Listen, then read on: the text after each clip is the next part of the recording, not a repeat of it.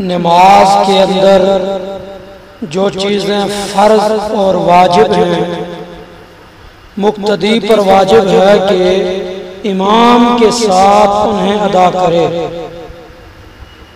बशर्ते कि किसी वाजिब का तारुज़ न पड़े, और अगर तारुज़ हो तो उससे फौत न करे, बल्कि पहले वाले वाजिब को अदा करके फिर इमाम के साथ मुताबात करे।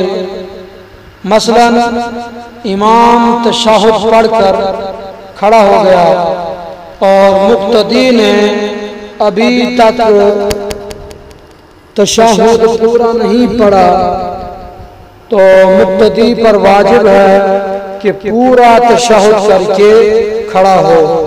और नमाज में जो चीज़ें सुन्नत हैं उनमें मुताबात इमाम की सुन्नत है, बशर्ते के तारुज़ ना हो, और अगर तारुज़ हो तो पहले वाली सुन्नत को तर्क करके इमाम की मुताबात करे।